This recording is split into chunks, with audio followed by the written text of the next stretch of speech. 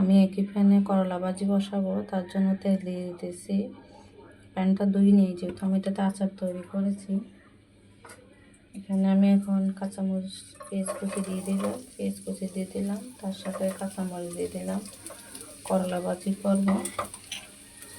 অবশ্য আপনারা কীভাবে করলা ভাজি করেন অবশ্যই কমেন্ট করে জানাবেন। ভিডিওটা যদি ভালো লাগে লাইক কমেন্ট শেয়ার করে দিবেন।